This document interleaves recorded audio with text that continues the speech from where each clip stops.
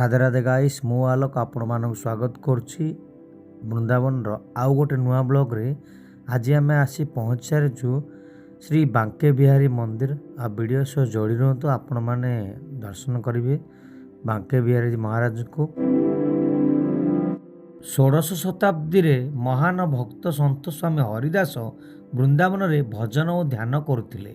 ସେ ନିଧିବନ ନାମକ ପବିତ୍ର ବନରେ ରାଧାକୃଷ୍ଣଙ୍କର ନିତ୍ୟ ଲୀଳା ଧ୍ୟାନ କରୁଥିଲେ। ଏକ ଦିନ ତାଙ୍କ ଭକ୍ତିରେ ପ୍ରସନ୍ନ ହୋଇ ଶ୍ରୀ ରାଧା ଓ ଶ୍ରୀକୃଷ୍ଣ ତାଙ୍କ ସମ୍ମୁଖରେ ପ୍ରକଟ ହେଲେ। ସ୍ୱାମୀ ହରିଦାସଙ୍କର ଅନୁରୋଧରେ ରାଧାକୃଷ୍ଣ ଏକ ରୂପ ଧାରଣ କରି ବାଙ୍କେ ବିହାରୀ ବିଗ୍ରହ ଭାବରେ ପ୍ରକଟ ହେଲେ।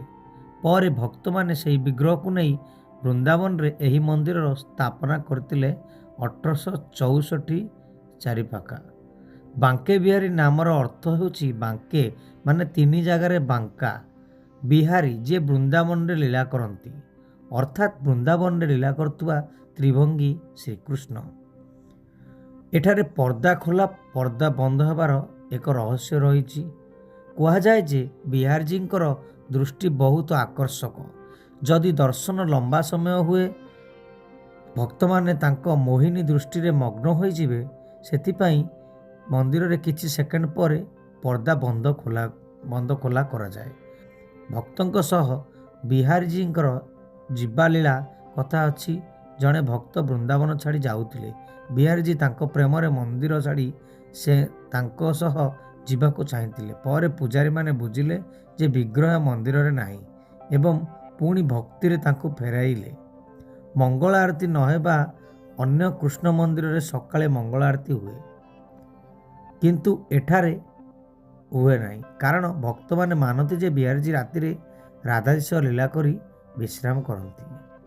ବାଙ୍କେ ବିହାରୀ ମନ୍ଦିରର ଇତିହାସ ଭକ୍ତ ଶାନ୍ତ ସ୍ୱାମୀ ହରିଦାସଙ୍କର ଭକ୍ତି ସହ ଜଡ଼ିତ ଏବଂ ମନ୍ଦିରରେ ଶ୍ରୀକୃଷ୍ଣଙ୍କୁ ରସିକ କିଶୋର ଭାବରେ ପୂଜା କରାଯାଏ। ବାଙ୍କେ ବିହାରୀ ଲାଲ କି ଜୟ। ଦେଖନ୍ତୁ, ମନ୍ଦିରରେ ବହୁତ ଭିଡ଼।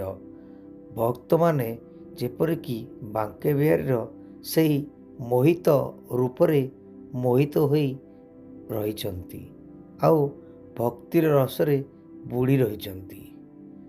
ଦେଖନ୍ତୁ, ବହୁତ ସଂଖ୍ୟାରେ ଭକ୍ତମାନେ ବାଙ୍କେ ବିହାରୀଙ୍କୁ ଚାହିଁ ରହିଛନ୍ତି, କେତେବେଳେ ବି ନଜର ପଡ଼ିବ।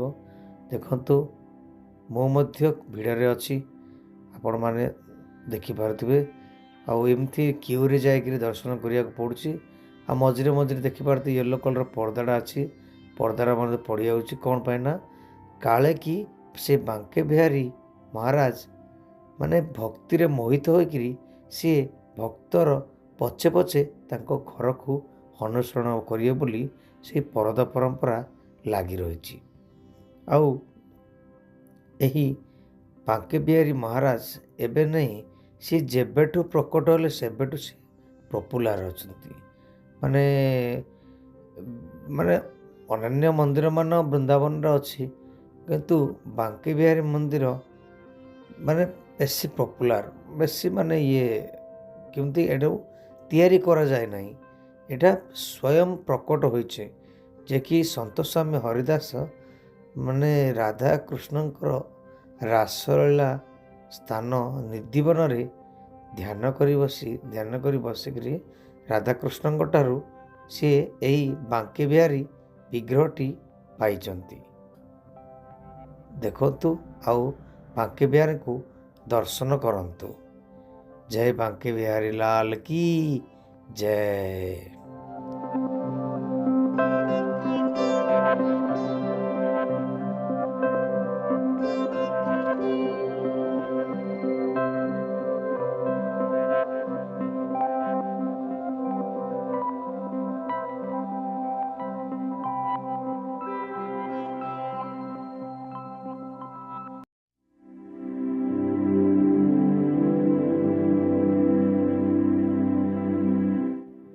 ମୋଗଲ ସମ୍ରାଟ ଆକବର ମଧ୍ୟ ବୃନ୍ଦାବନ ଆସି ଶ୍ରୀ ବାଙ୍କେ ବିହାରୀ ମହାରାଜଙ୍କୁ ଦର୍ଶନ କରି ମନମୁଗ୍ଧ ହୋଇଥିଲେ।